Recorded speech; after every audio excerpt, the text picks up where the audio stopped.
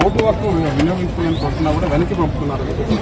మీరు పరిశీలించడం మీరు నేను దగ్గర నుండి చూసాము. కనీసం వాళ్ళు ఓటు వాళ్ళు వేసుకోవడానికి కూడా రావడానికి అవకాశం లేదని బెదిరించాను పంపించాను. ఇంత దారుణంగా వాళ్ళ ఓటు హక్కు వాళ్ళ వినియోగించుకోవడానికి కూడా అవకాశం లేదని బెదిరిస్తాను. చాలా దారుణమైన విషయం. దీనికి సంబంధించిన అధికారులు కూడా చెప్తాను.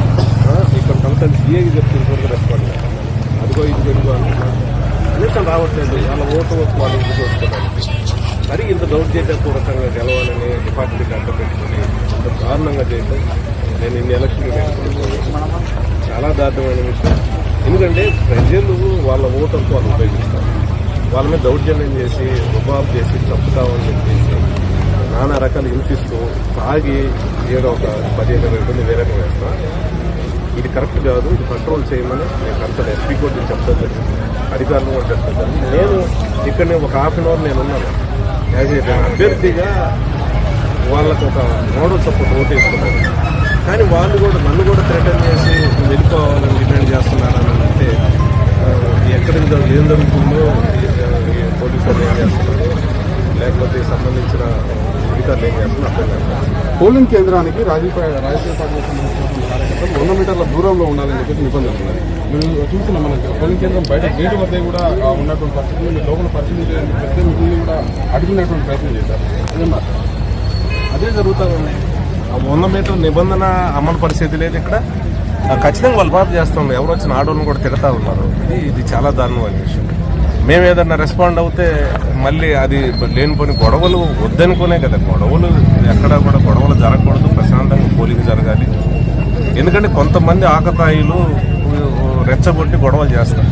గొడవలు తద్వారా తర్వాత పరిణామాలు సాయంత్రం 5 తర్వాత పరిణామాలు ఏం జరుగుతాయి అనేది వాళ్ళకి తెలియని పరిస్థితి. ఎందుకంటే ఏదో ఆవేశం మీద మాట్లాడతారు. కానీ అలాంటి పరిస్థితి ఉండకూడదు. ఎక్కడ కూడా గొడవలు జరగదు. ప్రశాంతంగా ఏముంది ఎవరి ఓటు వాళ్ళు వేసుకోవడానికి అవకాశం ఇవ్వమని అడుగుతూ ఉంటే వాళ్ళు దౌర్జన్యంగా వస్తూ ఉన్నారు. మేమేందంటే ప్రజాస్వామ్యబద్ధంగా పేదవారికి ఓటు వినియోగించుకోమని చెప్తా ఉన్నాం. ఒక అడుగు వెనక వేసేసి మేము రిక్వెస్ట్ చేస్తూ ఉన్నాం.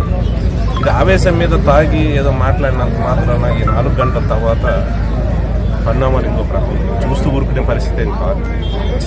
మేము కూడా చూస్తున్నాము. అర్ధగంట నుంచి మీ ముందు కూడా చేస్తా ఉన్నాను. కన్సల్ట్ సిఐ ఇదో ఏం చెప్తాడో చూడండి.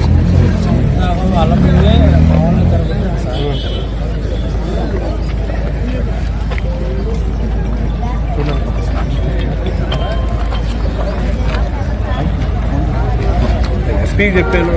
ఎవరు రెస్పాండ్ అయ్యే పరిస్థితి లేదు. ఎంత దారుణంగా ఉందంటే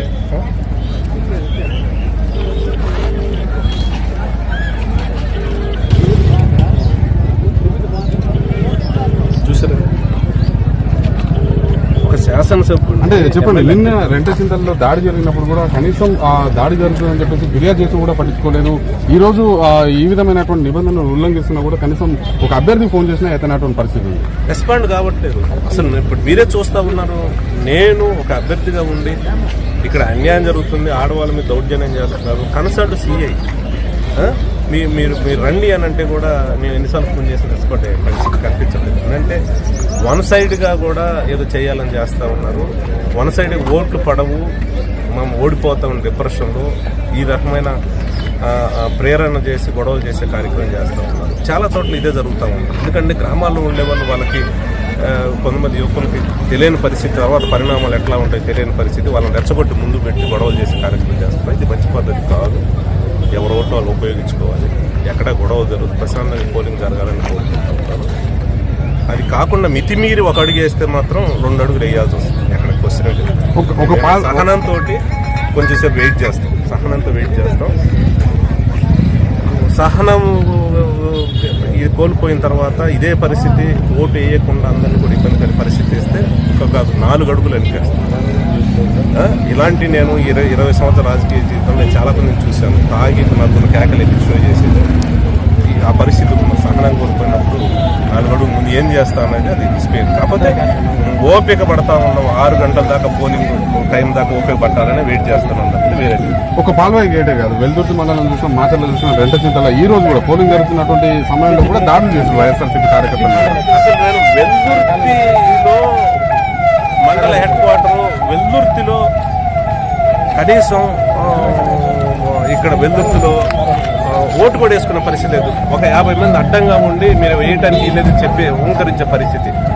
కానీ కన్సల్ట్ నేను ఎస్పీ తోటి ఇప్పుడు 10 సార్లు మాట్లాడా, ఐజీతో మాట్లాడాను, కన్సల్ట్ డిఎస్పీతో మాట్లాడాను. ఎవరు కూడా రెస్పాన్స్ సరి కావట్లేదు. నేను పదే అక్కడ ఎవరు ఓటుకు రానివ్వట్లేదు. కనీసం వాళ్ళు ఓటు తీసుకోవడానికి కొద్ది సెక్యూరిటీ ఇచ్చేసి ఆఫీసర్ని కట్టమని అంటే ఎవరు కూడా రెస్పాండ్ అయ్యే పరిస్థితి లేదు. చేసేది లేక నేనే పోలింగ్ బూతుల దగ్గర నిలబడి వాళ్ళకి ఓటు వేయించడానికి సహకరించాల్సిన పరిస్థితి.